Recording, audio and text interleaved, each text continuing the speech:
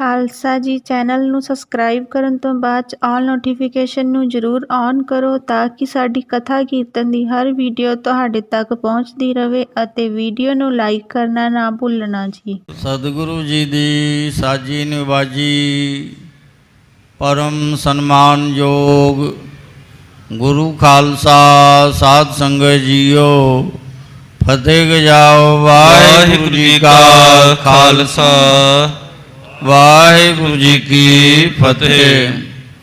ਸੋ ਸਾਧ ਸੰਗਤ ਜੀ, ਆਪ ਸਾਰੇ ਹੀ ਵਡਭਾਗੇ ਹੋ ਜਿੱਥੇ ਅਕਾਲ ਪੁਰਖ ਵਾਹਿਗੁਰੂ ਪਾਰ ਬ੍ਰਹਮ ਪਰਮੇਸ਼ਰ ਦੇ ਸਰਗੁਣ ਸਰੂਪ ਦਸਵੇਂ ਗੁਰੂ ਨਾਨਕ ਸ੍ਰੀ ਗੁਰੂ ਗੋਬਿੰਦ ਸਿੰਘ ਸਾਹਿਬ ਜੀ ਮਹਾਰਾਜ ਨੇ ਧਰਮ ਚਲਾਵਨ ਸੰਤ ਉਬਾਰਨ ਦੁਸ਼ਟ ਸਭਨ ਕੋ ਮੂਲ ਉਪਾਰਨ ਦੇ ਵਾਸਤੇ ਅਵਤਾਰ ਧਾਰਿਆ, ਆਪਣਾ ਆਪ ਪ੍ਰਕਾਸ਼ ਕੀਤਾ। ਉਸ ਮਹਾਨ ਪਵਿੱਤਰ ਅਸਥਾਨ ਤਖਤ ਸ੍ਰੀ ਹਰਿਮੰਦਰ ਜੀ ਪਟਨਾ ਸਾਹਿਬ ਦੇ ਸੱਚਖੰਡ ਦਰਬਾਰ ਦੀਆਂ ਹਾਜ਼ਰੀਆਂ ਭਰਦੇ ਹੋਏ ਆਪਣਾ ਲੋਕ ਪਰਲੋਕ ਸੁਹੇਲਾ ਬਣਾ ਰਹੇ ਹੋ। ਕਲਗੀਧਰ ਦਸਮੇਸ਼ ਪਿਤਾ ਜੀ ਦੀਆਂ ਖੁਸ਼ੀਆਂ ਪ੍ਰਾਪਤ ਕਰ ਰਹੇ ਹੋ। ਇਹੀ ਵੱਡਿਆਂ ਭਾਗਾਂ ਦੀ ਨਿਸ਼ਾਨੀ ਹੈ ਅਤੇ ਇਹ ਸਭ ਸਤਿਗੁਰੂ ਮਹਾਰਾਜ ਜੀ ਦੀ ਬਖਸ਼ਿਸ਼ ਰਹਿਮਤ ਦਾ ਸਦਕਾ ਹੈ। ਸੋ ਸਾਧ ਸੰਗਤ ਜੀ, ਇਸ ਸਮੇਂ ਗੁਰ ਇਤਿਹਾਸ ਦੀ ਲੜੀਵਾਰ ਕਥਾ ਚੱਲ ਰਹੀ ਹੈ। ਕਵੀਆਂ ਦੇ ਸਿਰਮੌਰ ਚੂੜਾਮਨ ਕਵੀ ਭਾਈ ਸਾਹਿਬ ਭਾਈ ਸੰਤੋਖ ਸਿੰਘ ਜੀ ਦੁਆਰਾ ਰਚਿਤ ਸ੍ਰੀ ਗੁਰਪ੍ਰਤਾਪ ਸੂਰਜ ਗ੍ਰੰਥ ਦੀ 7ਵੀਂ ਰਾਸ ਚੱਲ ਰਹੀ ਹੈ। ਪਿਛਲੇ ਪ੍ਰਸੰਗ ਅੰਦਰ ਆਪ ਸਾਰਿਆਂ ਨੇ ਸਰਵਣ ਕੀਤਾ। ਮੀਰੀ ਪੀਰੀ ਦੇ ਮਾਲਕ 6ਵੇਂ ਪਾਤਸ਼ਾਹ ਸਾਹਿਬ ਸ੍ਰੀ ਗੁਰੂ ਹਰਗੋਬਿੰਦ ਸਾਹਿਬ ਮਹਾਰਾਜ ਸ਼ਿਕਾਰ ਖੇਡਣ ਦੇ ਬਹਾਨੇ ਕਈ ਜੀਵਾਂ ਦਾ ਉਧਾਰ ਕਰ ਰਹੇ ਹਨ। ਸ਼ਿਕਾਰ ਖੇਡਦੇ ਹੋਏ ਸਿੱਖ ਸੂਰਮਿਆਂ ਦੇ ਨਾਲ ਬਡਾਲੀ ਸਾਹਿਬ ਦੇ ਜੰਗਲਾਂ 'ਚ ਗਏ, ਜਿੱਥੇ ਇੱਕ ਬੜਾ ਭਾਰੀ ਸੂਰ ਰਹਿੰਦਾ ਸੀ। ਉਸ ਦਾ ਉਧਾਰ ਕੀਤਾ ਅਤੇ ਜਦੋਂ ਉਹ ਮਾਰਿਆ ਗਿਆ, ਬਹੁਤ ਦਿਵ ਪ੍ਰਕਾਸ਼ ਹੋਇਆ। ਦੇਖ ਕੇ ਭਾਈ ਭਾਨਾ ਸਾਹਿਬ ਅਤੇ ਭਾਈ ਗੁਰਦਾਸ ਜੀ ਹੋਰ ਸਾਰੇ ਮੁਖੀ ਸਿੱਖਾਂ ਨੇ ਪੁੱਛਿਆ, ਮਹਾਰਾਜ ਇਹ ਦਿਵ ਜੋਤੀ ਜੋ ਆਕਾਸ਼ ਵੱਲ ਗਈ ਹੈ, ਇਹ ਕੌਣ ਸੀ ਜਿਸ ਨੂੰ ਆਪ ਜੀ ਨੇ ਉਧਾਰ ਕੀਤਾ, ਮਾਰਨਾ ਕੀਤਾ? ਕਿਹਾ ਕਿ ਇਹ ਆਪਣੀ ਜਵਾਨੀ ਖੁਦ ਦੱਸੇਗਾ।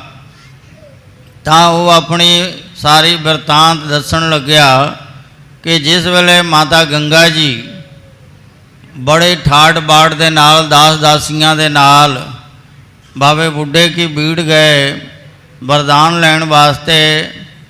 ਪਹਿਲਾਂ ਤਾਂ ਮਾਤਾ ਗੰਗਾ ਜੀ ਨੇ ਬੇਨਤੀ ਕੀਤੀ ਪੰਚਮ ਪਿਤਾ ਜੀ ਦੇ ਚਰਨਾਂ 'ਚ, ਮਹਾਰਾਜ ਹੁਣ ਤਾਂ ਸ਼ਰੀਕ ਵੀ ਤਾਣੇ ਮਾਰਦੇ ਹਨ ਕਿ ਗੁਰੂ ਅਰਜਨ ਦੇਵ ਜੀ ਦੇ ਘਰ ਕੋਈ ਸੰਤਾਨ ਨਹੀਂ, ਸਾਡਾ ਪੁੱਤਰ ਮਿਹਰਬਾਨ ਹੀ ਗੱਦੀ ਦਾ ਵਾਰਿਸ ਹੋਵੇਗਾ।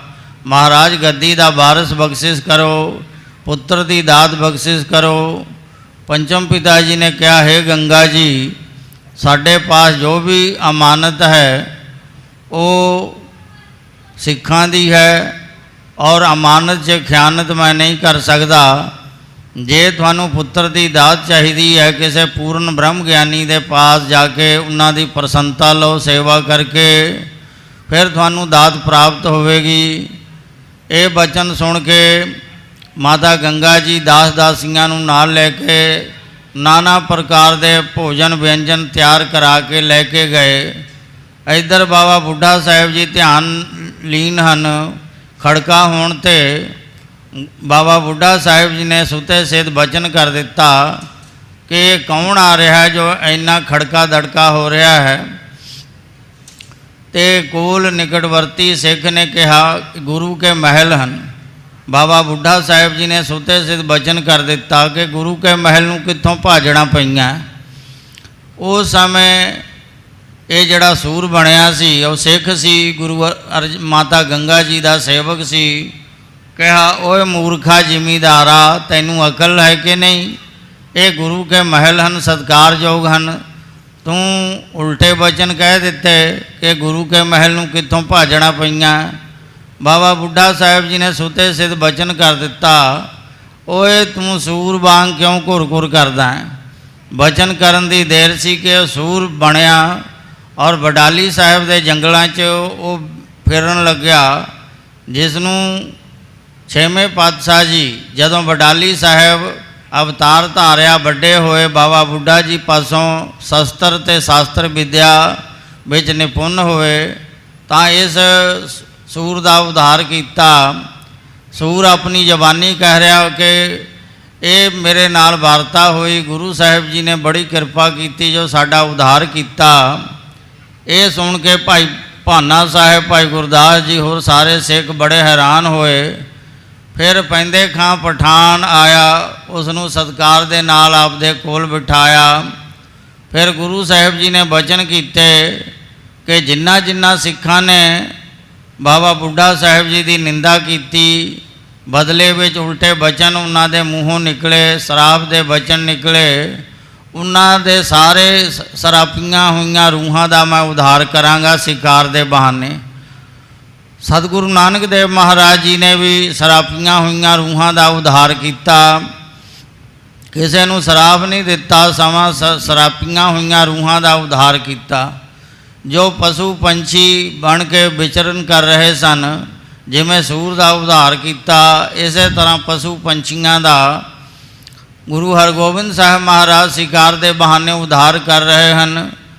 अज दे प्रसंग अंदर आपां सरवण करांगे किस तरह गुरु साहब जी सारियां दा उद्धार करते हैं। सो अगली कथा सरवण करन दे लई आपो अपनियां मनोवृत्तियां नूं एकागर करिए। गुर की मूरत मन मह ध्यान, गुर कै शब्द मंत्र मन मान, गुर कै चरण हृदय लय धारों, गुर पार ब्रह्म सदा नमस्कारों। सतगुरां दे पवित्र चरना कमलां नूं हिरदे विच वसाउंदे होए रसना पवित्र करिए। सारे माई भाई गज बज के आखिए सतनाम श्री वाहिगुरु जी। फिर सारे गज के आखिए सतनाम श्री वाहिगुरु जी। दोहरा इस विद हर गोबिंद गुर करत बिलास उलास।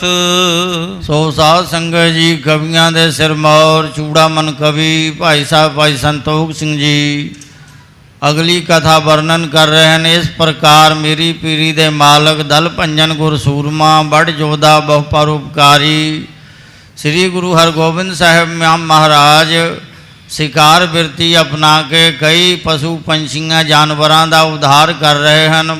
बड़े उत्साह के सहित ये सारे कौतक कर रहे हैं। दासन के हर त्रास को दै आपन परवास। अपने सेवकों के डर नूं दूर करके भरोसा दिलासा देंदे हन। चौपई एक दिवस श्री अमृतसर के। चूड़ामन कवि भाई साहब भाई संतोख सिंह जी वर्णन कर रहे हैं। एक दिन अमृतसर सरोवर के किनारे तट पर बैठे मज्जन करके। सरोवर विच स्नान करके किनारे ते सरोवर के किनारे बैठे सन। दुख भंजन बदरी अस्थान। दुख भंजनी बेरी दे स्थान ते बैठे सन। सुबट मसंद सिख तह आन। सारे सूरमे मसंद सिख सारे इकट्ठे होके आए उस स्थान ते। सतगुर के चोह गिरद सुहाए। सारे मसंद सूरमे सिख चार चुफेरे सुभायमान होए। जथा चंद परवारन पाए। जिमें अनगिनत तारे चंद्रमा के चार चुफेरे रहंदे हन। ਘੇਰੇ ਰਹਿੰਦੇ ਹਨ। ਇਸ ਤਰ੍ਹਾਂ ਸਿੱਖਾਂ ਮਸੰਦਾਂ ਸੂਰਮਿਆਂ ਦੇ ਨਾਲ ਘਿਰੇ ਹੋਏ ਹਨ, ਚੰਦਰਮਾ ਦੇ ਸਮਾਨ ਸ੍ਰੀ ਗੁਰੂ ਹਰਗੋਬਿੰਦ ਸਾਹਿਬ ਜੀ। ਦੁਖ ਭੰਜਨ ਕੋ ਸਕਲ ਪ੍ਰਸੰਗ, ਦੁਖ ਭੰਜਨੀ ਬੇਰੀ, ਦੁਖ ਦਾ ਸਾਰਾ ਪ੍ਰਸੰਗ ਜਿਹੜਾ ਹੈ। ਭਾਨਾ ਬੂਝਤ ਭਾਗੁਰ ਸੰਗ, ਬਾਬਾ ਬੁੱਢਾ ਸਾਹਿਬ ਜੀ ਦੇ ਸਪੁੱਤਰ ਭਾਈ ਭਾਨਾ ਸਾਹਿਬ ਜੀ ਸਤਿਗੁਰਾਂ ਦੇ ਤਾਈ ਸਾਰਾ ਪ੍ਰਸੰਗ ਪੁੱਛ ਰਹੇ ਹਨ। ਸ੍ਰੀ ਹਰਿ ਗੋਬਿੰਦ ਤਬ ਹੈ ਬਖਾਨਾ, ਤਦੋਂ ਸ੍ਰੀ ਗੁਰੂ ਹਰਗੋਬਿੰਦ ਸਾਹਿਬ ਮਹਾਰਾਜ ਜੀ ਨੇ ਆਪਣੇ ਪਵਿੱਤਰ ਮੁਖਾਰ ਬਿੰਦ ਤੋਂ ਉਚਾਰਨ ਕੀਤਾ, ਇਸ ਬਦਰੀ ਤੇ ਤੀਰਥ ਜਾਨਾ, ਇਸ ਬੇਰੀ ਤੋਂ ਦੁਖ ਭੰਜਨੀ ਬੇਰੀ ਤੋਂ ਤੀਰਥ ਪ੍ਰਸਿੱਧ ਹੋਇਆ ਹੈ। ਕੁਛ ਚੌਥੇ ਸਤਿਗੁਰ ਕਰ ਗਏ, ਕੁਝ ਚੌਥੇ ਪਾਤਸ਼ਾਹ ਧੰਨ ਸਤਿਗੁਰੂ ਰਾਮਦਾਸ ਸਾਹਿਬ ਮਹਾਰਾਜ ਸੇਵਾ ਕਰ ਗਏ। ਸ੍ਰੀ ਗੁਰ ਪੰਚਮ ਖੋਜਤ ਭਏ, ਤੇ ਪੰਚਮ ਪਿਤਾ ਸ੍ਰੀ ਗੁਰੂ ਅਰਜਨ ਦੇਵ ਜੀ ਮਹਾਰਾਜ ਉਸ ਸਥਾਨ ਦੀ ਭਾਲ ਕਰਦੇ ਰਹੇ। ਰਾਜ ਸੁਤਾ ਕੁਸ਼ਟੀ ਪਤ ਤਰਿਓ, ਔਰ ਰਾਜ ਸਪੁੱਤਰੀ ਜੋ ਪੱਟੀ ਦੇ ਜ਼ਿਮੀਂਦਾਰ ਦੀ ਪੁੱਤਰੀ ਸੀ, ਜਿਸ ਦਾ ਨਾਮ ਬੜਾ ਪ੍ਰਸਿੱਧ ਹੈ ਬੀਬੀ ਰਜਨੀ, ਜੋ ਕੌੜੀਪਤੀ ਦੇ ਨਾਲ ਸਾਰੇ ਨਗਰਾਂ ਪਿੰਡਾਂ ਵਿੱਚ ਵਿਚਰਦੀ ਹੋਈ ਉਸ ਸਥਾਨ ਤੇ ਆਈ ਸੀ। ਆਪ ਜਾਏ ਕਿਤ ਮੰਗਨ ਕਰਿਓ, ਉਸ ਬੇਰੀ ਦੇ ਹੇਠਾਂ ਉਹ ਖਾਰੀ ਜਿਸ ਵਿੱਚ ਪਤੀ ਨੂੰ ਚੁੱਕ ਕੇ ਲਿਆਈ ਸੀ, ਪਿੰਗਲੇ ਕੌੜੀਪਤੀ ਨੂੰ ਉੱਥੇ ਬਿਠਾ ਕੇ ਪਿੰਡ ਵਿੱਚ ਮੰਗਣ ਗਈ। ਬਾਇਸ ਕੋ ਪਿਕ ਕੁਸ਼ਟੀ ਗਿਰਿਓ, ਉਹ ਕੌੜੀਪਤੀ ਬੀਬੀ ਰਜਨੀ ਦਾ ਉਸਨੇ ਕੀ ਦੇਖਿਆ ਕਿ ਕਾਲੇ ਕਾਂ ਉੱਡਦੇ ਹੋਏ ਆਏ, ਸਰੋਵਰ ਵਿੱਚ ਚੁੱਭੀ ਲਾਈ। ਜਲ ਮੱਜਣ ਤੇ ਭਾਤਨ ਹਰਿਓ, ਔਰ ਇਸ਼ਨਾਨ ਕਰਕੇ ਉਹ ਸਾਰੇ ਉਹ ਕਾਂ ਕਾਲੇ ਜਿਹੜੇ ਹਨ ਉਹ ਹੰਸ ਬਣ ਗਏ, ਕਾਗੋ ਹੰਸ ਕਰੇ। ਤਾਂ ਇਹ ਵੀ ਰਿੜਦਾ ਹੋਇਆ ਉਸ ਸਰੋਵਰ ਦੇ ਵਿੱਚ ਉਸ ਟੋਏ ਵਿੱਚ ਡਿੱਗ ਪਿਆ। ਆਏ ਪਿਖਿਓ ਪਰਤੀਤ ਨਾ ਤਰੈ, ਜਦੋਂ ਬੀਬੀ ਰਜਨੀ ਉਹ ਭੋਜਨ ਮੰਗਣ ਗਈ ਸੀ, ਮੰਗ ਕੇ ਜਦੋਂ ਆਈ ਔਰ ਉਹ ਖਾਰੀ ਦੇ ਉੱਪਰ ਔਰ ਤੰਦਰੁਸਤ ਸੁੰਦਰ ਨੌਜਵਾਨ ਨੂੰ ਬੈਠਿਆਂ ਦੇਖਿਆ, ਅਪਰ ਪੁਰਖ ਇਹੋ ਸ਼ੰਕਾ ਕਰੈ, ਬੀਬੀ ਰਜਨੀ ਮਨ ਵਿੱਚ ਸ਼ੰਕਾ ਕਰਦੀ ਹੈ, ਇਹ ਸੁੰਦਰ ਨੌਜਵਾਨ ਹੋਰ ਕੋਈ ਹੈ, ਮੇਰਾ ਪਤੀ ਨਹੀਂ ਹੋ ਸਕਦਾ। ਸ੍ਰੀ ਸਤਿਗੁਰ ਜੀ ਨਿਕਟ ਸਿਧਾਰੀ, ਔਰ ਇਸ ਤਰ੍ਹਾਂ ਬਾਦ ਵਿਵਾਦ ਹੋਇਆ। ਉਹ ਕੌੜੀਪਤੀ ਕਹੇ ਕਿ ਮੈਂ ਹੀ ਤੇਰਾ ਪਤੀ ਹਾਂ, ਇਹ ਕਹੇ ਕਿ ਨਹੀਂ ਤੂੰ ਮੇਰਾ ਪਤੀ ਨਹੀਂ ਹੋ ਸਕਦਾ, ਮੇਰਾ ਪਤੀ ਤਾਂ ਕੌੜੀ ਸੀ। ਬਾਦ ਵਿਵਾਦ ਵੱਧ ਗਿਆ, ਝਗੜਾ ਕਰਦੇ ਹੋਏ ਗੁਰੂ ਅਰਜਨ ਦੇਵ ਪਾਤਸ਼ਾਹ ਜੀ ਦੇ ਕੋਲ ਦੋਨੇ ਗਏ। ਸਾਗਰੀ ਗਾਥਾ ਦੋਹਨ ਉਚਾਰੀ, ਦੋਹਾਂ ਨੇ ਸਾਰੀ ਵਾਰਤਾ ਕਹਿ ਕੇ ਸੁਣਾਈ। ਸੁਨ ਪ੍ਰਸੰਨ ਹੋਏ ਗੁਰ ਤਬ ਕਹਾ, ਪ੍ਰਸੰਨ ਹੋ ਕੇ ਸਤਿਗੁਰੂ ਅਰਜਨ ਦੇਵ ਪਾਤਸ਼ਾਹ ਜੀ ਨੇ ਤਦੋਂ ਇਉਂ ਕਹਿਆ, ਤੇਰੋ ਪਤ ਇਹ ਕੁਸ਼ਟੀ ਆਹ, ਤੇਰਾ ਹੀ ਪਤੀ ਹੈ ਜੋ ਕੋੜੀ ਸੀ ਪਹਿਲਾਂ, ਹੁਣ 9/9 ਹੋ ਗਿਆ ਹੈ, ਇਹ ਤੇਰਾ ਹੀ ਪਤੀ ਹੈ। ਚਲ ਹਮਕੋ ਸੋ ਥਾਨ ਦਿਖਾਵੋ, ਚੱਲ ਕਰਕੇ ਉਹ ਅਸਥਾਨ ਦਿਖਾਉਣਾ ਕਰੋ, ਜਿਸ ਅਸਥਾਨ ਤੇ ਸਰੋਵਰ ਵਿੱਚ ਇਸ਼ਨਾਨ ਕਰਕੇ 9/9 ਹੋਇਆ ਹੈ। ਮਨ ਬਾਛਤ ਬਰਹਮ ਤੇ ਪਾਵੋ, ਉਹ ਅਸਥਾਨ ਦਿਖਾਵੋ ਤੇ ਮਨ ਬਾਛਤ ਫਲ ਸਾਡੇ ਕੋਲੋਂ ਪਾਉਣਾ ਕਰੋ। ਆਏ ਸੰਗ ਲੈ ਗੁਰ ਕੋ ਇਹਾਂ, ਔਰ ਪਤੀ ਪਤਨੀ ਨੇ ਸਤਿਗੁਰੂ ਅਰਜਨ ਦੇਵ ਪਾਤਸ਼ਾਹ ਜੀ ਨੂੰ ਆਪਣੇ ਨਾਲ ਲਿਆਂਦਾ ਇਸ ਅਸਥਾਨ ਤੇ। ਕਰਿਓ ਬਿਲੋਕਣ ਤੀਰਥ ਮਹਾਨ ਤੀਰਥ ਦੇ ਦਰਸ਼ਨ ਕੀਤੇ ਉਸ ਵੇਲੇ ਗੁਰੂ ਸਾਹਿਬ ਜੀ ਨੇ। ਬਦਰੀ ਕੋ ਦੁਖ ਭੰਜਨ ਨਾਮ, ਜੋ ਬੇਰੀ ਸੀ ਉਸ ਦਾ ਨਾਮ ਦੁਖ ਭੰਜਨੀ ਬੇਰੀ ਰੱਖ ਦਿੱਤਾ, ਦੁੱਖਾਂ ਨੂੰ ਨਾਸ਼ ਕਰਨ ਵਾਲੀ ਬੇੜੀ ਰੱਖ ਦਿੱਤਾ। ਤੇਰੇ ਗੁਰ ਪਿਤ ਰਾਖਿਓ ਅਬਰਾਮ, ਔਰ ਗੁਰੂ ਸਾਹਿਬ ਜੀ ਨੇ ਸੁੰਦਰ ਨਾਮ ਉਸ ਆਮ ਬੇਰੀ ਦਾ ਨਾਮ ਦੁਖ ਭੰਜਨੀ ਬੇੜੀ ਰੱਖ ਦਿੱਤਾ। ਕਰਵਾਈ ਪਾਕੀ ਸੋਪਾਨ, ਔਰ ਉਸ ਪੱਕੀ ਪੌੜੀਆਂ ਬਣਵਾਈਆਂ। ਸ੍ਰੀ ਹਰਮੰਦਰ ਬੀਚ ਮਹਾਨ, ਔਰ ਸਰੋਵਰ ਦੇ ਵਿਚਾਲੇ ਸੁਭਾਇਮਾਨ ਸ਼੍ਰੋਮਣੀ ਸ੍ਰੀ ਹਰਿਮੰਦਰ ਸਾਹਿਬ ਸੁਸ਼ੋਭਿਤ ਹੈ। ਕੁਸ਼ਟ ਤ੍ਰਿਆ ਨੇ ਜਾਚੋ ਬਰ ਕੋ। ਔਰ ਕੋੜੀ ਅਤੇ ਉਸ ਦੀ ਪਤਨੀ ਨੇ ਦੰਪਤੀ ਨੇ ਸਤਿਗੁਰਾਂ ਪਾਸੋਂ ਵਰਦਾਨ ਦੀ ਜਾਚਨਾ ਕੀਤੀ। ਪ੍ਰਭ ਜੀ ਦੇਹੋ ਸਮਾਜ ਸਭ ਕਰ ਕੋ। ਹੇ ਗੁਰੂ ਗਰੀਬ ਨਿਵਾਜ, ਸਾਨੂੰ ਘਰ ਦਾ ਸਾਰਾ ਸਾਜੋ ਸਮਾਜ ਬਖਸ਼ਣਾ ਕਰੋ। ਤਬ ਸਤਿਗੁਰ ਤ੍ਰੇ ਪਿਤਾ ਬੁਲਾਇਓ। ਤਦੋਂ ਸਤਿਗੁਰੂ ਅਰਜਨ ਦੇਵ ਪਾਤਸ਼ਾਹ ਜੀ ਨੇ ਉਸ ਬੀਬੀ ਦੇ ਪਿਤਾ ਨੂੰ ਸਦਵਾਉਣਾ ਕੀਤਾ। ਪੱਟੀਪੁਰ ਜਿਨ ਰਾਜ ਕਮਾਇਓ। ਜੋ ਪੱਟੀ ਸ਼ਹਿਰ ਵਿੱਚ ਰਾਜ ਕਮਾਉਂਦਾ ਸੀ। ਨਿਕਟ ਬਿਠਾਏ ਪ੍ਰਸੰਗ ਸੁਣਾਵਾ। ਕੋਲ ਬਿਠਾ ਕਰਕੇ ਸਾਰਾ ਪ੍ਰਸੰਗ ਸੁਣਾਇਆ। ਪਤ ਬ੍ਰਤ ਤੇਰੀ ਸੁਤਾ ਕਮਾਵਾ। ਤੇਰੀ ਪੁੱਤਰੀ ਨੇ ਪਤੀ ਵਰਤਾ ਧਰਮ ਨੂੰ ਕਮਾਉਣਾ ਕੀਤਾ ਹੈ। ਤੂੰ ਕੋੜੀ ਦੇ ਨਾਲ ਵਿਆਹ ਦਿੱਤਾ ਸੀ ਔਰ ਇਸ ਨੂੰ ਪਤੀ ਪਰਮੇਸ਼ਰ ਮੰਨ ਕਰਕੇ ਸੇਵਾ ਕਰਦੀ ਰਹੀ, ਪਤੀ ਧਰਮ ਦੀ ਪਾਲਣਾ ਕਰਦੀ ਰਹੀ। ਪਤ ਕੁਸ਼ਟੀ ਕੇ ਰਹਿ ਕਰ ਸੰਗ। ਔਰ ਕੋੜੀ ਪਤੀ ਦੇ ਨਾਲ ਦਿਨ ਰਾਤ ਰਹਿੰਦੀ ਰਹੀ। ਅਬ ਇਹ ਭਇਓ ਰੋਗ ਬਿਨ ਅੰਗ। ਹੁਣ ਇਸ ਦਾ ਪਤੀ ਬਿਨਾਂ ਰੋਗ ਤੋਂ ਇਹ 9 ਬਰ 9 ਨਿਰੋਗ ਹੋ ਗਿਆ ਹੈ। ਤੂੰ ਸੁਤਹੀਨ ਸੁਤਾ ਸੁਤ ਜਾਨ। ਇਹ ਦੁਨੀ ਚੰਦ ਨਾਮ ਸੀ। ਉਸ ਨੂੰ ਕਿਹਾ ਕਿ ਤੂੰ ਆਪਣੀ ਪੁੱਤਰੀ ਨੂੰ ਪੁੱਤਰ ਵਾਂਗ ਜਾਣਨਾ ਕਰ। ਦੇਹੋ ਰਾਜ ਅਬ ਬਿਨ ਸਹ ਪ੍ਰਾਨ। ਕਿਉਂਕਿ ਹੁਣ ਤੇਰਾ ਅੰਤ ਸਮਾਂ ਨੇੜੇ ਆ ਗਿਆ। ਤੇਰਾ ਕੋਈ ਪੁੱਤਰ ਨਹੀਂ, ਪੁੱਤਰੀ ਨੂੰ ਹੀ ਤੂੰ ਪੁੱਤਰ ਜਾਣ ਕਰਕੇ ਰਾਜ ਭਾਗ ਦੇਣਾ ਕਰ। ਭਇਓ ਬ੍ਰਿਧ ਤਬ ਬੈਸ ਬਿਹਾਈ। ਔਰ ਤੇਰੀ ਉਮਰ ਹੁਣ ਸਾਰੀ ਬਤੀਤ ਹੋ ਗਈ ਹੈ। ਲੈ ਗਮਨੋ ਅਬ ਸੰਗ ਜਵਾਈ। ਆਪਣੇ ਜਵਾਈ ਧੀ ਜਵਾਈ ਨੂੰ ਆਪਣੇ ਨਾਲ ਲੈ ਜਾ। ਗੁਰ ਬਚ ਮਾਨਿਓ ਮਿਰਤੂ ਢਿਗ ਜਾਨੀ। ਦੁਨੀ ਚੰਦ ਨੇ ਗੁਰਾਂ ਦਾ ਹੁਕਮ ਮੰਨਿਆ, ਆਪਣੀ ਮੌਤ ਨੇੜੇ ਜਾਣੀ। ਦੇਤ ਪਇਓ ਆਪਣੀ ਰਜਧਾਨੀ। ਦੁਨੀ ਚੰਦ ਨੇ ਪੱਟੀ ਦੀ ਰਾਜਧਾਨੀ ਸਾਰਾ ਰਾਜ ਭਾਗ ਸੌਂਪ ਦਿੱਤਾ। ਜਾਂ ਤੇ ਭਾਨਾ ਸੁਣਦਾ ਕਾਨ। ਜਾਂ ਤੇ ਹੈ ਭਾਈ ਭਾਨਾ ਜੀ ਕੰਨ ਦੇ ਕੇ ਸੁਣੋ। ਮਹਿਮਾ ਮਹਾ ਸੁਦਾਸਰ ਜਾਨ। ਅੰਮ੍ਰਿਤਸਰ ਸਰੋਵਰ ਦੀ ਮਹਿਮਾ ਅਪਰੰਪਾਰ ਹੈ। ਗੰਗਾ ਜਮਨ ਸਰਸਤ ਕੁਰਖੇਤ।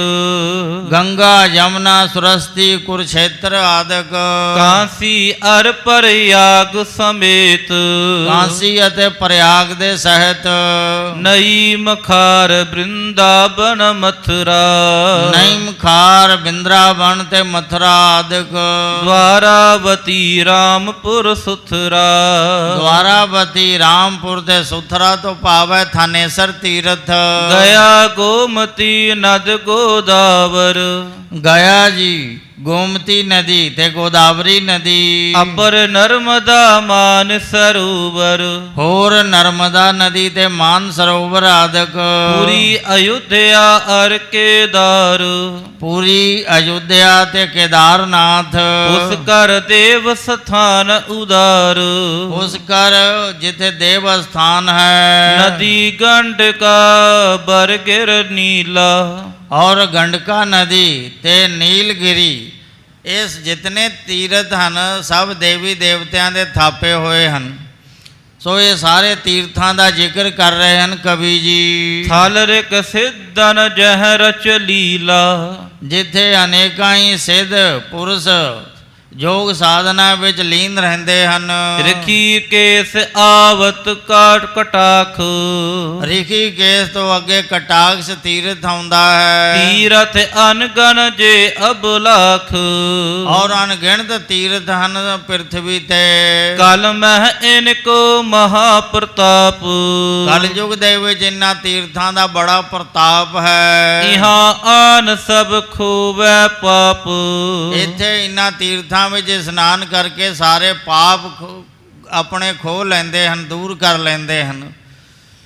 ਸੋ ਸਾਧ ਸੰਗਤ ਜੀ, ਗੁਰ ਇਤਿਹਾਸ ਵਿੱਚ ਕਥਾ ਆਉਂਦੀ ਹੈ, ਜਗਤ ਗੁਰੂ ਸ੍ਰੀ ਗੁਰੂ ਨਾਨਕ ਦੇਵ ਜੀ ਮਹਾਰਾਜ ਦੇਸ਼ ਦੇ ਸੰਤਰਾਂ ਦਾ ਰਟਣ ਕਰਦੇ ਹੋਏ ਜਦੋਂ ਥਾਨੇਸਰ ਤੀਰਥ 'ਤੇ ਪੁੱਜੇ ਉੱਥੇ ਮੇਲਾ ਲੱਗਿਆ ਹੋਇਆ ਸੀ ਇਸ਼ਨਾਨ ਦਾ। ਸਿੱਖਾਂ ਨੇ ਕਿਹਾ ਮਹਾਰਾਜ ਇੱਥੇ ਮੇਲਾ ਲੱਗਿਆ ਹੋਇਆ ਇਸ਼ਨਾਨ ਕਰਨ ਦਾ, ਚਲੋ ਆਪਾਂ ਵੀ ਥਾਨੇਸਰ ਤੀਰਥ 'ਤੇ ਇਸ਼ਨਾਨ ਕਰੀਏ। ਤਾਂ ਉਸ ਵੇਲੇ ਸਤਿਗੁਰੂ ਨਾਨਕ ਦੇਵ ਪਾਤਸ਼ਾਹ ਜੀ ਨੇ ਸ਼ਬਦ ਉਚਾਰਨ ਕੀਤਾ, ਤੀਰਥ ਨਹਾਵਣ ਜਾਓ ਤੀਰਥ ਨਾਮ ਹੈ। ਤੀਰਥਾਂ 'ਤੇ ਨਹਾਉਣ ਤਾਂ ਜਾਈਏ ਜੇ ਅੱਗੇ ਤੀਰਥਾਂ 'ਤੇ ਨਾ ਵਸਦੇ ਹੋਈਏ। ਕਿਹੜੇ ਤੀਰਥ 'ਤੇ ਆਪ ਵਸਦੇ ਹੋ? ਕਹਿੰਦੇ ਅਸੀਂ ਨਾਮ ਰੂਪੀ ਤੀਰਥ 'ਤੇ ਵਸਦੇ ਹਾਂ। ਨਾਮ ਰੂਪੀ ਤੀਰਥ ਦੇ ਨਾਮ ਰੂਪੀ ਜਲ ਨਾਲ ਇਸ਼ਨਾਨ ਕਰਦੇ ਹਾਂ। ਤੀਰਥ ਨਹਾਵਣ ਜਾਓ ਤੀਰਥ ਨਾਮ ਹੈ। ਤੀਰਥ ਸ਼ਬਦ ਵਿਚਾਰ ਅੰਤਰ ਗਿਆਨ ਹੈ। ਇਹ ਸਾਰਾ ਸ਼ਬਦ ਉਸ ਸਮੇਂ ਉਚਾਰਨ ਕੀਤਾ।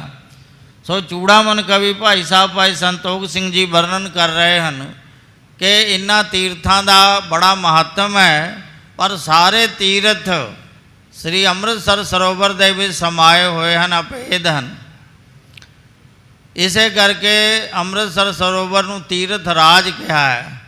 ਸਭ ਲੱਖਾਂ ਕਰੋੜਾਂ ਤੀਰਥਾਂ ਦਾ ਸ਼੍ਰੋਮਣੀ ਤੀਰਥ ਰਾਜ ਸ੍ਰੀ ਅੰਮ੍ਰਿਤਸਰ ਸਰੋਵਰ ਹੈ, ਜਿਸ ਵਿੱਚ 33 ਕਰੋੜ ਦੇਵਤਿਆਂ ਦਾ ਨਿਵਾਸ ਹੈ, 68 ਤੀਰਥਾਂ ਦਾ ਨਿਵਾਸ ਹੈ।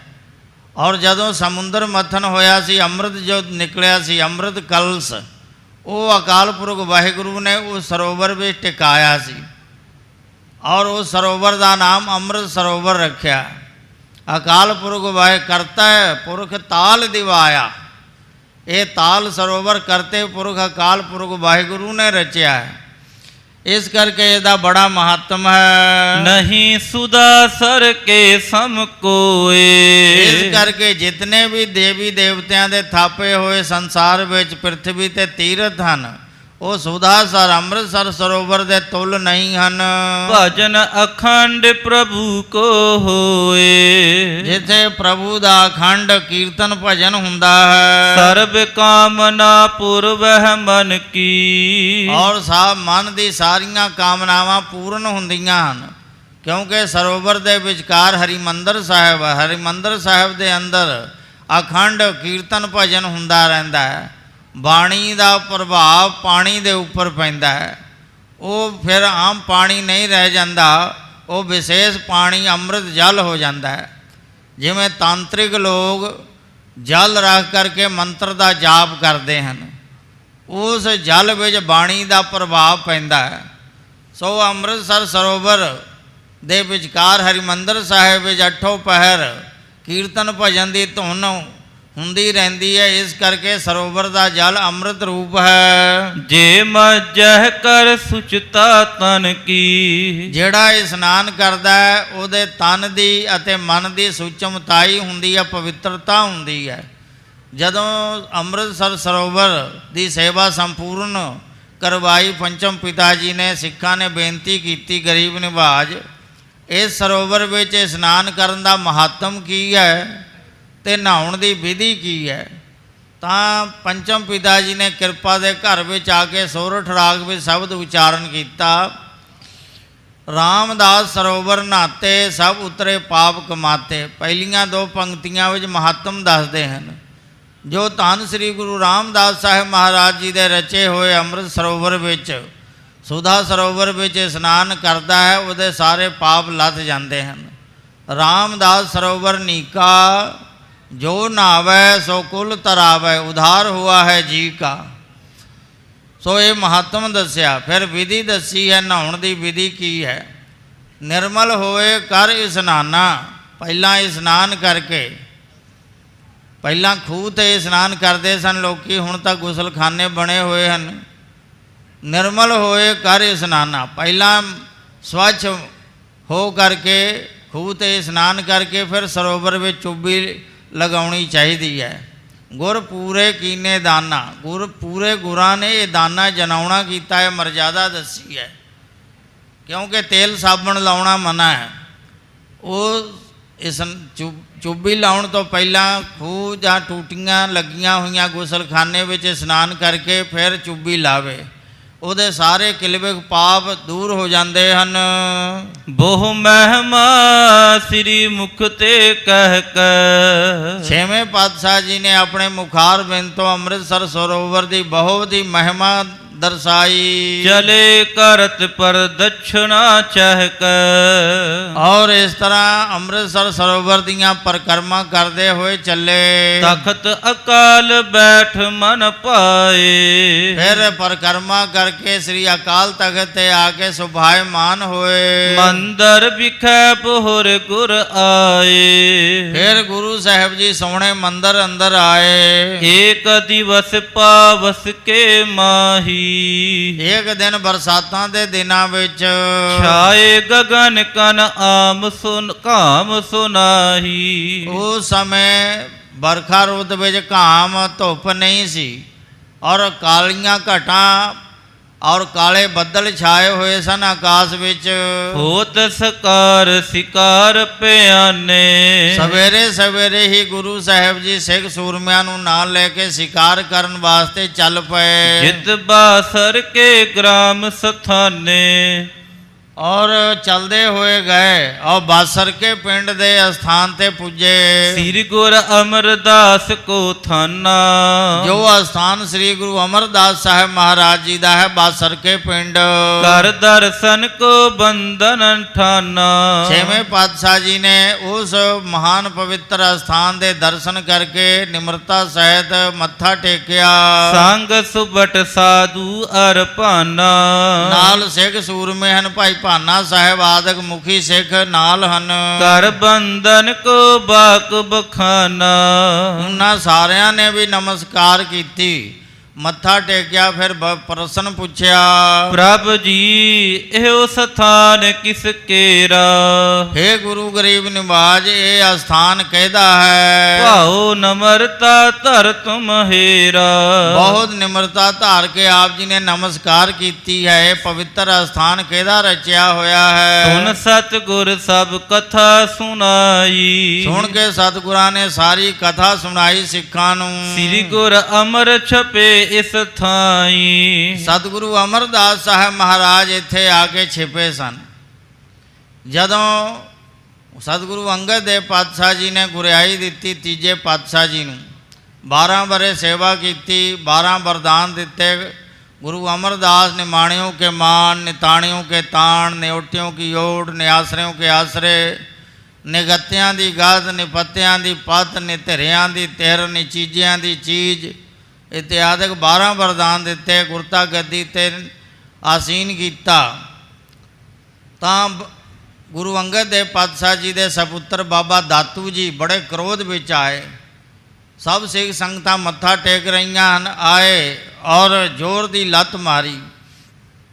बिरध शरीर सी। 72 साल की उम्र में गुरु अमरदास साहब महाराज आए सन खंडूर साहब। 12 बरे सेवा की। 84 साल की उम्र में गुरियाई मिली।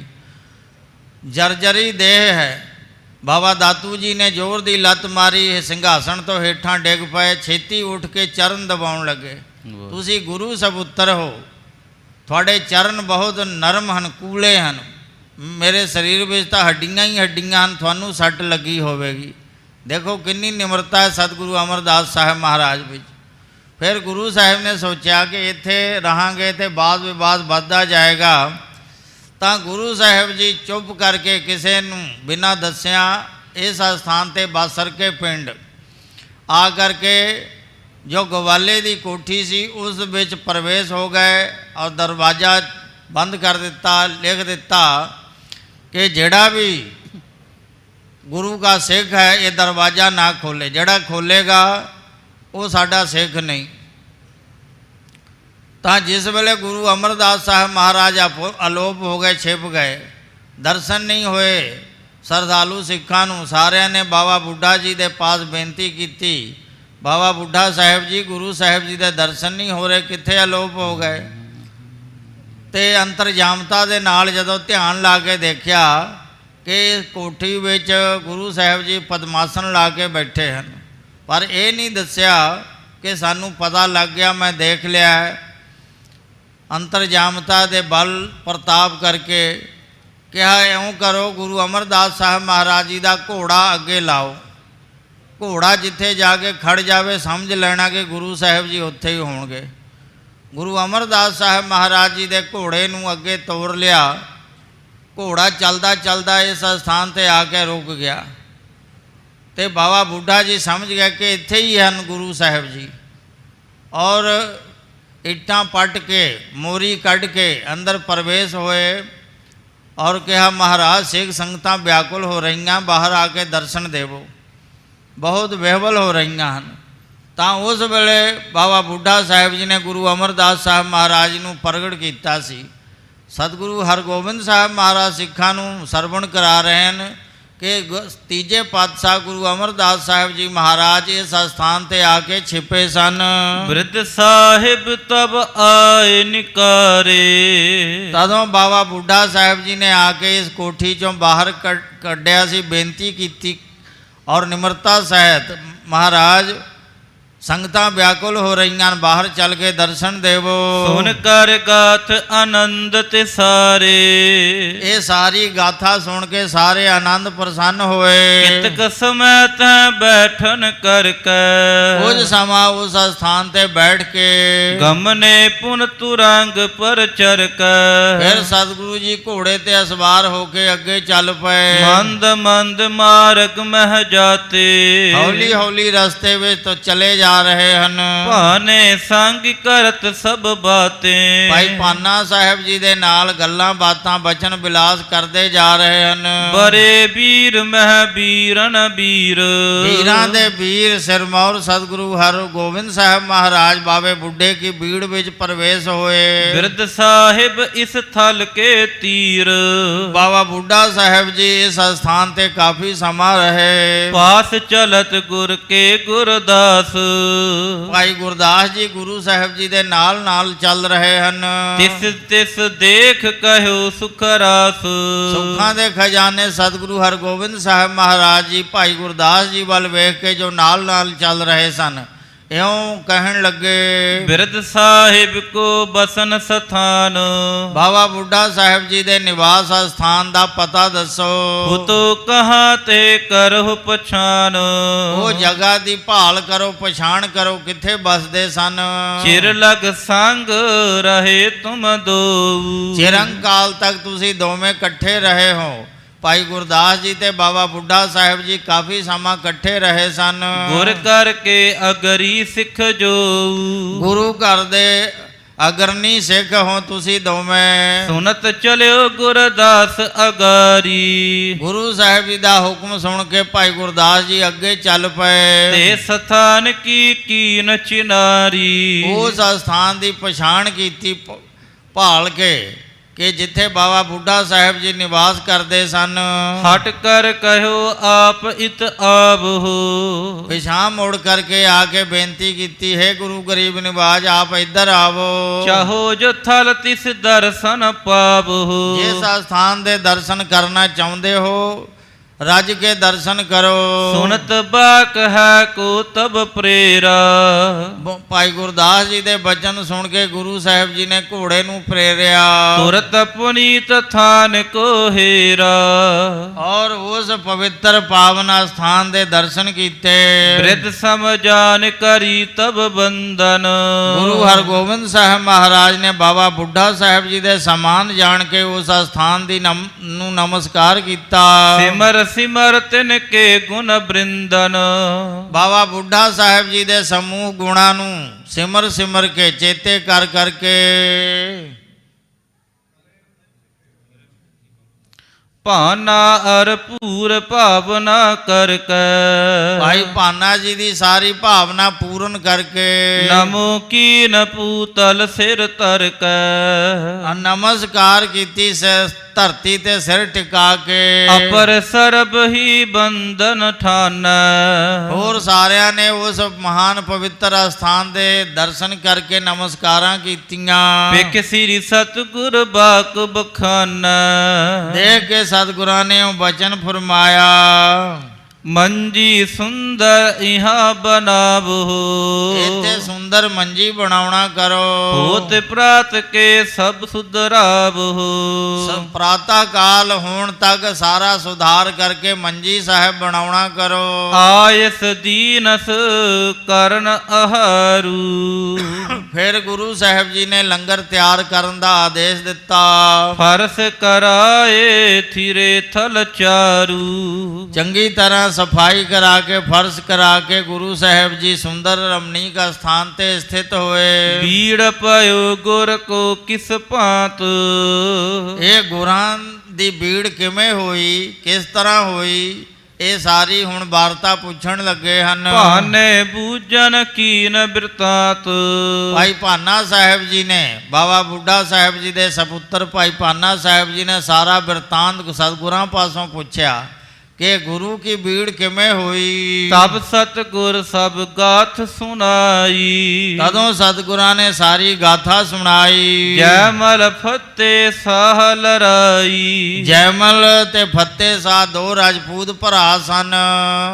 ਚਲ ਅਕਬਰ ਸ੍ਰੀ ਗੁਰ ਟਿਕ ਆਇਓ, ਇਹ ਚਿੱਤੌੜ ਦੇ ਕਿਲੇ ਵਿੱਚ ਆਕੀ ਹੋਏ ਬੈਠੇ ਸਨ। ਅਕਬਰ ਬਾਦਸ਼ਾਹ ਨੇ ਚੜ੍ਹਾਈ ਕੀਤੀ, ਕਈ ਸਾਲ ਤੱਕ ਜੰਗ ਯੁੱਧ ਹੁੰਦਾ ਰਿਹਾ ਪਰ ਇਹਨਾਂ ਨੇ ਈਨ ਨਹੀਂ ਮੰਨੀ।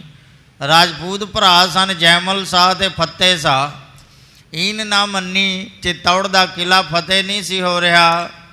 ਅਕਬਰ ਬਾਦਸ਼ਾਹ ਨੇ ਆਪਣੇ ਇੱਕ ਮੁਨਸੀ ਤੇ ਇੱਕ ਸਿੱਖ ਜੋ ਕਰਮਚਾਰੀ ਸੀ ਉਸ ਨੂੰ ਦੋਹਾਂ ਨੂੰ ਭੇਜਿਆ, ਜਾਓ ਗੋਇੰਦਵਾਲ ਸਾਹਿਬ ਗੁਰੂ ਅਮਰਦਾਸ ਸਾਹਿਬ ਮਹਾਰਾਜ ਜੀ ਨੂੰ ਮੇਰੇ ਵੱਲੋਂ ਬੇਨਤੀ ਕਰਨੀ ਨਮਸਕਾਰ ਕਰਕੇ ਕਿ ਚਿੱਤੌੜ ਦਾ ਕਿਲਾ ਕਦੋਂ ਫਤਿਹ ਹੋਵੇਗਾ। ਮੁਨਸੀ ਤੇ ਸਿੱਖ ਦੋਨੇ ਆਏ, ਗੋਇੰਦਵਾਲ ਸਾਹਿਬ ਆਏ, ਬਾਉਲੀ ਸਾਹਿਬ ਦੇ ਦਰਸ਼ਨ ਕੀਤੇ। ਗੁਰੂ ਅਮਰਦਾਸ ਸਾਹਿਬ ਮਹਾਰਾਜ ਬਾਉਲੀ ਸਾਹਿਬ ਦੀ ਸੇਵਾ ਕਰਵਾ ਰਹੇ ਸਨ। ਸਿੱਖ ਸੰਗਤਾਂ ਸੇਵਾ ਕਰ ਰਹੀਆਂ, ਕੜ ਨਹੀਂ ਸੀ ਟੁੱਟ ਰਿਹਾ। ਤੇ ਇਹਨਾਂ ਨੇ ਅਕਬਰ ਬਾਦਸ਼ਾਹ ਵੱਲੋਂ ਬੇਨਤੀ ਕੀਤੀ ਕਿ ਚਿੱਤੌੜ ਦਾ ਕਿਲਾ ਕਦੋਂ ਫਤਿਹ ਹੋਵੇਗਾ। ਤਾਂ ਸਤਿਗੁਰੂ ਅਮਰਦਾਸ ਸਾਹਿਬ ਮਹਾਰਾਜ ਨੇ ਸੁਤੇ ਸਿੱਧ ਬਚਨ ਕੀਤਾ, ਜਦੋਂ ਬਾਉਲੀ ਸਾਹਿਬ ਦਾ ਕੜ ਟੁੱਟੇਗਾ ਤੇ ਚਿੱਤੌੜ ਦਾ ਗੜ ਛੁੱਟੇਗਾ। ਇਹ ਬਚਨ ਕੀਤਾ। ਉਹ ਸਮਾਂ ਨੋਟ ਕਰ ਲਿਆ। ਇੱਧਰ ਬਾਉਲੀ ਸਾਹਿਬ ਦਾ ਕੜ ਟੁੱਟਿਆ, ਉਧਰ ਚਿੱਤੌੜ ਦਾ ਕਿਲਾ ਫਤਿਹ ਹੋਇਆ। ਸਰਦਾ ਵੱਜ ਗਈ ਅਕਬਰ ਬਾਦਸ਼ਾਹ ਨੂੰ। ਤੇ ਕਵੀ ਜੀ ਕਹਿ ਰਹੇ ਹਨ ਕਿ ਅਕਬਰ ਬਾਦਸ਼ਾਹ ਗੁਰੂ ਸਾਹਿਬ ਜੀ ਦੇ ਕੋਲ ਨਿਮਰਤਾ ਸਹਿਤ ਗੋਇੰਦਵਾਲ ਸਾਹਿਬ ਆਇਆ। ਮਹਿਮਾ ਜਾਨੀ ਸੀਸ ਨਿਵਾਇਓ, ਗੁਰੂ ਸਾਹਿਬ ਜੀ ਦੀ ਮਹਿਮਾ ਜਾਣ ਕੇ ਸੀਸ ਨਿਵਾ ਕੇ ਮੱਥਾ ਟੇਕਿਆ। ਇਹ ਸਭ ਅਰਪੇ ਗ੍ਰਾਮ ਅਕੋਰ, ਔਰ ਪਹਿਲਾਂ ਤਾਂ ਬਹੁਤ ਧਨ ਪਦਾਰਥ ਅਰਪਣ ਕਰਨਾ ਚਾਹੁੰਦਾ ਸੀ ਪਰ ਗੁਰੂ ਸਾਹਿਬ ਨੇ ਕਿਹਾ ਕਿ ਗੁਰੂ ਕਾ ਲੰਗਰ ਸਿੱਖ ਸੰਗਤਾਂ ਦੀ ਦਸਵੰਧ ਤੇ ਮਾਇਆ ਨਾਲ ਚੱਲਦੀ ਹੈ, ਅਸੀਂ ਮਾਇਆ ਜੋੜ ਕੇ ਨਹੀਂ ਰੱਖਦੇ। ਗੁਰੂ ਅਮਰਦਾਸ ਸਾਹਿਬ ਮਹਾਰਾਜ ਜੀ ਦੇ ਸਮੇਂ ਸਾਰੇ ਸਿੱਖ, ਅਮੀਰ ਗਰੀਬ ਸਿੱਖ, ਉਹ ਸਭ ਰਸਤਾਂ ਦੇ ਉਹ ਭਾਰ ਬੰਨ੍ਹ ਕੇ ਗੱਡਿਆਂ 'ਤੇ ਲੈ ਕੇ ਆਉਂਦੇ ਸਨ। ਗੱਡਿਆਂ ਦੀ ਕਤਾਰ ਲੱਗੀ ਹੁੰਦੀ ਸੀ। ਕਦੇ ਕਿਸੇ ਅਮੀਰ ਸਿੱਖ ਦੀ ਸੇਵਾ ਹੁੰਦੀ ਤਾਂ ਖੀਰ ਮਾਲ ਪੂੜੇ ਆਦਿਕ ਲੰਗਰ 'ਚ ਬਣਦੇ, ਕਿਸੇ ਗਰੀਬ ਸਿੱਖ ਦੀ ਵਾਰੀ ਆਉਂਦੀ ਤਾਂ ਦਾਲ ਫੁਲਕਾ ਬਣਦਾ ਸੀ। ਗੁਰੂ ਸਾਹਿਬ ਜੀ ਕੋਈ ਰਸਤ ਇਕੱਠਾ ਕਰਕੇ ਨਹੀਂ ਸਨ ਰੱਖਦੇ, ਨਾ ਮਾਇਆ ਇਕੱਠੀ ਕਰਕੇ ਰੱਖਦੇ ਸਨ। ਕਿਹਾ ਸਾਨੂੰ ਮਾਇਆ ਦੀ ਲੋੜ ਨਹੀਂ। ਫਿਰ ਵੀ ਬੇਨਤੀ ਕੀਤੀ, ਮਹਾਰਾਜ ਆਪ ਜੀ ਦੀ ਕਿਰਪਾ ਦਾ ਸਦਕਾ ਚਿੱਤੌੜ ਦਾ ਕਿਲਾ ਫਤਿਹ ਹੋਇਆ, ਕੋਈ ਕੁਝ ਨਾ ਕੁਝ ਸੇਵਾ ਸਵੀਕਾਰ ਕਰੋ, ਅੰਗੀਕਾਰ ਕਰੋ। ਤਾਂ ਇਹ ਸਾਰਾ ਇਲਾਕਾ ਜਿਹੜਾ ਹੈ ਜੋ ਭੀੜ ਅਤੇ ਰਾਮਦਾਸ ਚੱਕ ਜਿੱਥੇ ਸ੍ਰੀ ਅੰਮ੍ਰਿਤਸਰ ਸਾਹਿਬ ਨਗਰ ਵਸਾਇਆ, ਇਹ ਸਾਰਾ ਇਲਾਕਾ ਉਸਨੇ ਭੇਟਾ ਵਜੋਂ ਅਰਪਣ ਕੀਤਾ ਸੀ। ਕਹਿ ਬਹੁ ਬਾਰ ਨਿਹੋਰ ਨਿਹੋਰ, ਅਕਬਰ ਬਾਦਸ਼ਾਹ ਨੇ ਬਾਰੰਬਾਰ ਨਿਮਰਤਾ ਸਹਿਤ ਬੇਨਤੀਆਂ ਕਰ ਕਰਕੇ ਤਬ ਕੋ ਬੀੜਾ ਗੁਰੂ ਟਿਕ ਰਹਿਓ, ਉਦੋਂ ਤੋਂ ਇਹ ਭੀੜ ਗੁਰੂ ਸਾਹਿਬ ਜੀ ਦੇ ਕੋਲ ਰਹੀ। ਗੁਰੂ ਕੀ ਭੀੜ ਕਹਾਉਂਦੀ ਹੈ। ਬਿਰਧ ਸਾਹਿਬ ਬਹੁ ਬਾਸਾ ਲਹਿਓ, ਬਾਬਾ ਬੁੱਢਾ ਸਾਹਿਬ ਜੀ ਇਸ ਸਥਾਨ ਤੇ ਕਾਫੀ ਸਮਾਂ ਨਿਵਾਸ ਕੀਤਾ। ਇਤਿਆਦਿਕ ਬਹੁ ਬਾਕ ਬਿਲਾਸ, ਇਤਿਆਦਿਕ ਬਹੁਤ ਬਚਨ ਬਿਲਾਸ ਹੋਏ। ਕਰਤ ਰਹੇ ਮੁਖ ਕਮਲ ਪ੍ਰਕਾਸ਼, ਔਰ ਆਪਣੇ ਮੁਖਾਰ ਬਿੰਦ ਤੋਂ ਕਮਲ ਸਰੀਖੇ ਮੁਖਾਰ ਬਿੰਦ ਤੋਂ ਬਚਨ ਪ੍ਰਕਾਸ਼ ਕਰਦੇ ਰਹੇ। ਸੁੰਦਰ ਸੁਖਦ ਸਗਨ ਘਨ ਛਾਇਆ, ਸੁੰਦਰ ਸੁਖਦਾਈ ਸੰਗਣੀ ਛਾਇਆ ਜਿਹੜੀ ਹੈ। ਸੀਤਲ ਸਮੈ ਸਭਿਨ ਮਨ ਪਾਇਆ, ਔਰ ਬਰਖਾ ਰੁੱਤ ਹੋਣ ਕਰਕੇ ਔਰ ਸੀਤਲ ਠੰਡੀ ਹਵਾ ਚੱਲ ਰਹੀ ਸਾਰਿਆਂ ਦੇ ਮਨ ਨੂੰ ਭਾਉਣ ਵਾਲੀ। ਪੌਨ ਕੋਨ ਕੋ ਨਿਭਹਤ ਮੰਦ, ਔਰ ਮੰਦ ਮੰਦ ਠੰਡੀ ਠੰਡੀ ਹਵਾ ਚੱਲ ਰਹੀ ਹੈ। ਸਿਰੇ ਹਰ ਗੋਬਿੰਦ ਦਿਪਤ ਆਨੰਦ, ਸਤਿਗੁਰੂ ਹਰਗੋਬਿੰਦ ਸਾਹਿਬ ਮਹਾਰਾਜ ਦਾ ਚਿਹਰਾ ਦੇ ਦੀਪਮਾਨ ਹੋ ਰਿਹਾ, ਆਨੰਦ ਪ੍ਰਸੰਨ ਹਨ। ਚੌਹ ਦਿਸ ਮੈਂ ਹਰਿਆਵਲ ਦਿਖੀਅਤ, ਚਾਰ ਚੁਫੇਰੇ ਹਰਿਆਵਲਤਾ ਦਿਸਦੀ ਹੈ। ਇੰਦਰ ਬਧੂ ਬਿਰੰਦੈ ਵਿੱਚ ਪਿਖੀਅਤ, ਔਰ ਚੀਜ਼ ਬਹੁਟੀਆਂ ਬਹੁਤ ਸਾਰੀਆਂ ਫਿਰਦੀਆਂ ਹਨ। ਜਨ ਅਵਨੀ ਮਨ ਆਨੰਦ ਪੋਈ, ਜਾਨੋ ਧਰਤੀ ਆਪਣੇ ਮਨ ਵਿੱਚ ਆਨੰਦ ਨੂੰ ਪਰੋ ਨਹੀਂ ਰਹੀ ਹੈ, ਉਸ ਦੇ ਮਨ ਵਿੱਚ ਆਨੰਦ ਸਮਾ ਨਹੀਂ ਰਿਹਾ ਹੈ। ਨੀਲ ਓਡਨੀ ਲੀਨੀ ਸੋਈ, ਧਰਤੀ ਜੋ ਹੈ ਨੀਲ ਓੜਨੀ ਆਕਾਸ਼ ਦੀ ਓੜੀ ਹੋਈ ਹੈ। ਬਹੁਤ ਬਹਾਰ ਬਿਲੋਕਤ ਗੁਰੂ, ਗੁਰੂ ਸਾਹਿਬ ਜੀ ਬਹੁਤ ਮੌਸਮੇ ਬਹਾਰ ਨੂੰ ਦੇਖ ਰਹੇ ਹਨ। ਇਤ ਉਤ ਵਿਚਰਤ ਜਨ ਅਰ ਰੁਰੂ, ਔਰ ਬੈਰੀਆਂ ਦੇ ਨਾਸ ਕਰਤਾ ਗੁਰੂ ਹਰਗੋਬਿੰਦ ਸਾਹਿਬ ਮਹਾਰਾਜ ਇੱਧਰ ਉੱਧਰ ਔਰ ਬਰਖਾ ਰੁੱਤ ਵਿੱਚ ਵਿਚਰ ਰਹੇ ਹਨ। ਸਵਾਦ ਵਿਬਦ ਬਿਦ ਤਿਆਰ ਆਹਾਰਾ, ਨਾਨਾ ਪ੍ਰਕਾਰ ਦੇ ਸਵਾਦਲੇ ਭੋਜਨ ਤਿਆਰ ਹੋਏ। ਸੂਪਨ ਕਰ ਪਰੋਸਿਓ ਥਾਰਾ, ਔਰ ਵਰਤਾਵੇ ਨੇ ਸੂਪਨ ਰਸੋਈਏ ਨੇ ਵੱਡੀ ਥਾਲ ਵਿੱਚ ਭੋਜਨ ਪਰੋਸਣਾ ਕੀਤਾ। ਪਾਵਨ ਅਵਨੀ ਕੋ ਕਰ ਲਿਆਏ, ਔਰ ਧਰਤੀ ਨੂੰ ਪਵਿੱਤਰ ਕਰਕੇ ਚੰਗੀ ਤਰ੍ਹਾਂ ਪੋਚਾ ਮਾਰ ਕਰਕੇ ਸਫਾਈ ਕਰਕੇ ਔਰ ਭੋਜਨ ਲਿਆਂਦਾ। ਚੰਦਨ ਚੌਕੀ ਗੁਰੂ ਸੁਹਾਏ, ਚੰਦਨ ਦੀ ਚੌਂਕੀ ਵਿਛਾਈ, ਉਸ ਦੇ ਉੱਪਰ ਗੁਰੂ ਸਾਹਿਬ ਜੀ ਨੂੰ ਸੁਭਾਇਮਾਨ ਕੀਤਾ। ਲੈ ਪਾਣੀ ਜੁਗ ਪਾਨ ਪਖਾਰੇ, ਜਲ ਲੈ ਕੇ ਦੋਨੇ ਹੱਥ ਸੁੱਚੇ ਕੀਤੇ ਗੁਰੂ ਮਹਾਰਾਜ ਜੀ ਨੇ। ਕਵਲ ਕਰੇ ਮੁਖ ਕਵਲ ਸੁਧਾਰੇ, ਔਰ ਮੁਖ ਕਮਲ ਵਿੱਚ ਚੁੱਲੀ ਲੈ ਕਰਕੇ ਔਰ ਮੁਖਾਰ ਬਿੰਦ ਨੂੰ ਧੋਣਾ ਕੀਤਾ। ਚਿਤ ਬਾਛਤ ਭੋਜਨ ਕੋ ਖਾਏ, ਮਨ ਭਾਉਂਦਾ ਨਾਨਾ ਪ੍ਰਕਾਰ ਦੇ ਸੁੰਦਰ ਸਵਾਦਿਸ਼ਟ ਭੋਜਨ ਛਕਣਾ ਕੀਤਾ। ਸਭ ਕੋ ਪਹੁੰਚਿਓ ਸੁਧ ਮੰਗਵਾਏ, ਗੁਰੂ ਸਾਹਿਬ ਜੀ ਨੇ ਖਬਰ ਮੰਗਵਾਈ ਕਿ ਸਾਰਿਆਂ ਨੂੰ ਭੋਜਨ ਪ੍ਰਾਪਤ ਹੋਇਆ ਕਿ ਨਹੀਂ। ਜਿੰਨੇ ਵੀ ਗੁਰੂ ਸਾਹਿਬ ਜੀ ਦੇ ਨਾਲ ਸਿੱਖ ਸੂਰਮੇ ਸਨ ਜਾਂ ਮਸੰਦ ਸਨ, ਸਿੱਖ ਸਨ, ਸਾਰਿਆਂ ਨੂੰ ਲੰਗਰ ਪ੍ਰਾਪਤ ਹੋਇਆ ਕਿ ਨਹੀਂ ਖਬਰ ਮੰਗਵਾਈ। ਤਬ ਦਾਸਨ ਪਰ ਅੰਕ ਦਸਾਵਾ, ਜਦੋਂ ਸਾਰੇ ਤ੍ਰਿਪਤ ਹੋ ਗਏ, ਖਬਰ ਕੀਤੀ ਵਰਤਾਉਣ ਵਾਲੇ ਨੇ ਕਿ ਕੋਈ ਬਾਕੀ ਨਹੀਂ ਰਿਹਾ, ਸਾਰਿਆਂ ਨੇ ਛਕ ਕੇ ਔਰ ਸਾਰੇ ਤ੍ਰਿਪਤ ਹੋ ਗਏ। ਤਦੋਂ ਦਾਸਾਂ ਨੇ ਪਲੰਗ ਡਾਹਿਆ, ਆਸਰਣ ਉਜਲ ਸੋ ਛਾਵਾ, ਔਰ ਚਿੱਟੀ ਚਾਦਰ ਵਿਛਾ ਦਿੱਤੀ ਬਹੁਤ ਸੁੰਦਰ।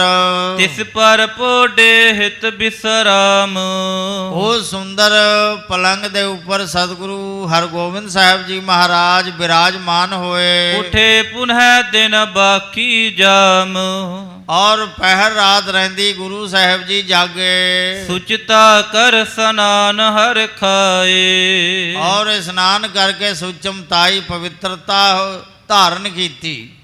ਸੋ ਸਤਿਗੁਰੂ ਅਰਜਨ ਦੇਵ ਮਹਾਰਾਜ ਜੀ ਨੇ ਬਾਲ ਅਵਸਥਾ ਵਿੱਚ ਹੀ 6ਵੇਂ ਪਾਤਸ਼ਾਹ ਜੀ ਨੂੰ ਸਾਹਿਬਜ਼ਾਦੇ ਨੂੰ ਇਹ ਸੀਖ ਸਿਖਾਈ ਸੀ, ਪਹਿਰ ਰਾਤ ਰਹਿੰਦੀ ਉੱਠ ਕੇ ਇਸ਼ਨਾਨ ਕਰਨਾ ਔਰ ਸਵੱਛ ਬਸਤਰ ਧਾਰਨ ਕਰਕੇ ਔਰ ਸਵੈ ਸਰੂਪ ਦਾ ਧਿਆਨ ਕਰਨਾ।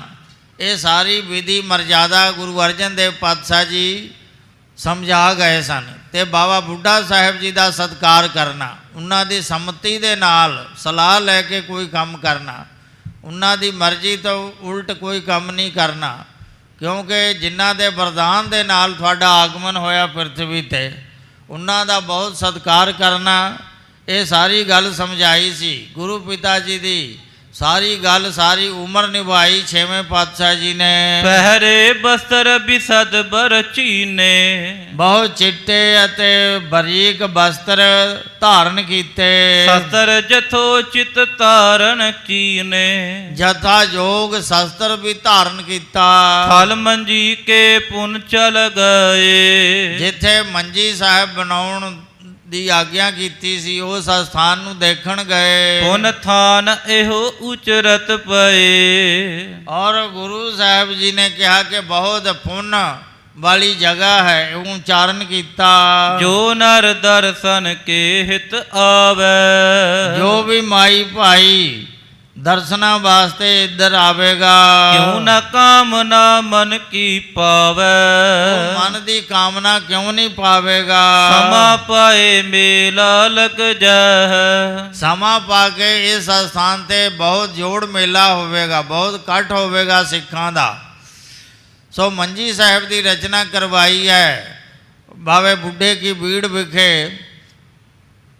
ये गुरु की भीड़ सी, पर बाबा बुढ़ा साहब जी ने काफ़ी समा उत्थे निवास किया, इस करके बावे बुढ़े की भीड़ नाम नाल प्रसिद्ध है वो स्थान। उत्थे मंजी साहब की रचना करवा के महात्म दस्या। जड़ा भी माई भाई आके इस स्थान के दर्शन करेगा मन वांछित फल पावेगा। अष्ट कोस गुरपुर ते आह, क्योंकि गुरपुरी तो गुरु की नगरी तो 6 कोहां की दूरी ते है। आरूढ़ पए तब प्रेरा, घोड़े ते असवार होके घोड़े नू प्रेरणा किया 6वें पातशाह जी ने। खेरत खेल अखेर कनेरा, बहुत मन भाउंदा शिकार खेडते हुए आ रहे हैं। सुधा सरोवर को चल आए, और शिकार खेडते हुए मनोरंजन करते हुए वचन विलास करते हुए अमृतसर विखे आ गए। संग सरब ही भट समुदाय, और गुरु साहब जी के नाल ही बहुत सारे सिख सूरमे मसंद नाल हन। तखत अकाल सुलगे दीवान, अकाल तखत ते आके सुभायमान हुए दीवान सजया।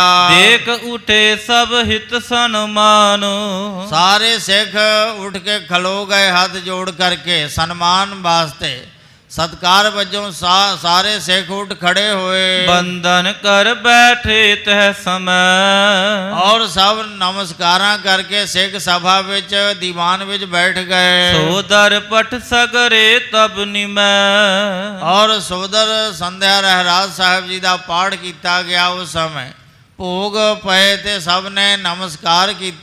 श्री गुर उठ हर मंदर गए, गुरु हरगोबिंद साहब महाराज उठ के हरिमंदर साहब दे अंदर गए। करी प्रदक्षिणा बंदत पए, मत्था टेक के बाहर निकल के परिक्रमा कीतियां। पुन निज मंदर गए गुसाई, गुसाई सतगुरु हरगोबिंद साहब महाराज पुनः अपने सोने मंदिर अंदर गए। सुपत जथा सुख रात बिताई, खान पान करन तो उपरंत सुखपूर्वक रात सौ के बतीत की। भई प्रभात कीन तरम जन, पहर रात रहंदी जाग करके गुरु साहब जी ने स्नान किया। बैठे गुरु चोह दिस मिल स्वजन, गुरु साहब जी स्नान करके अपने स्वय स्वरूप का ध्यान लगा के बैठ गए। और 4 चुफेरे सज्जन सिख संत जड़े हैं वो बैठे हैं। सो साध संगत जी इत्थे इतिहास संपूर्ण होया, समा भी समाप्त है। अगली कथा अगले प्रकरण अंदर आपां कल नूं सरवण करांगे। आओ 2 मिनट वाहिगुरु गुरमंत्र की हाज़री लाइए। उठत बैठत सोबत जागत गुरमंत्र हृदय चितार। उठद्या बहद्या सौंद्या जागद्या वाहिगुरु गुरमंत्र नूं हमेशा चेते रखना चाहिए है। उठत बैठत सोबत नाम कहो नानक जन कै सदकाम। गुरमुख जना का यही काम है, उठद्या बहद्या सौंद्या जागद्या वाहिगुरु गुरमंत्र का जाप करना। जो वाहिगुरु गुरमंत्र का जाप करते हैं, 4 पदार्थ धर्म अर्थ हर काम मोख ते 4 मुक्तियाँ सालोक साजोज समीप ते स्वरूप। 4 मुक्तियाँ 4 पदार्थ उन्होंने प्राप्त होंदे हैं। सो आओ कोई रसना वांझी ना रहे, गज बज के वाहिगुरु गुरमंत्र का जाप करिए। वाहिगुरु वाहिगुरु वाहिगुरु वाहिगुरु वाहिगुरु वाहिगुरु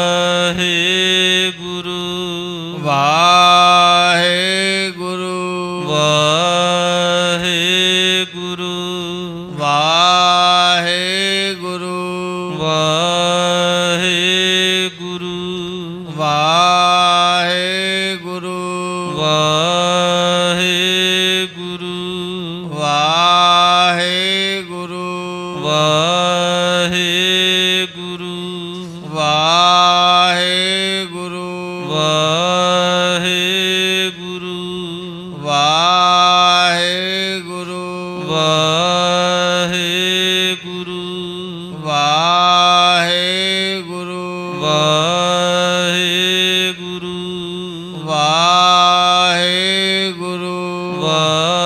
ਵਾਹਿਗੁਰੂ। ਹਰ ਹਰ ਨਾਮ ਜਪੰਤਿਆਂ ਕਛ ਨ ਕਹੈ ਜਮ ਕਾਲ, ਨਾਨਕ ਮੰਤਨ ਸੁਖੀ ਹੋਏ ਅੰਤੇ ਮਿਲੇ ਗੋਪਾਲ। ਪੁਨ ਨਿਜ ਮੰਦਰ ਗਏ ਗੁਸਾਈ, ਸੁਬਤ ਜਥਾ ਸੁਖ ਰਾਤ ਬਿਤਾਈ। ਭਈ ਪ੍ਰਭਾਤ ਕੀਨ ਤਨ ਮੱਜਨ, ਬੈਠੇ ਗੁਰ ਚੋਹ ਦਿਸ ਮਿਲ ਮਿਲ ਸਵਜਨ। ਵਾਹਿਗੁਰੂ ਜੀ ਕਾ ਖਾਲਸਾ, ਵਾਹਿਗੁਰੂ ਜੀ ਕੀ ਫਤਿਹ। ਖਾਲਸਾ ਜੀ ਚੈਨਲ ਨੂੰ ਸਬਸਕ੍ਰਾਈਬ ਕਰਨ ਤੋਂ ਬਾਅਦ 'ਚ ਆਲ ਨੋਟੀਫਿਕੇਸ਼ਨ ਨੂੰ ਜ਼ਰੂਰ ਔਨ ਕਰੋ ਤਾਂ ਕਿ ਸਾਡੀ ਕਥਾ ਕੀਰਤਨ ਦੀ ਹਰ ਵੀਡੀਓ ਤੁਹਾਡੇ ਤੱਕ ਪਹੁੰਚਦੀ ਰਹੇ ਅਤੇ ਵੀਡੀਓ ਨੂੰ ਲਾਈਕ ਕਰਨਾ ਨਾ ਭੁੱਲਣਾ ਜੀ।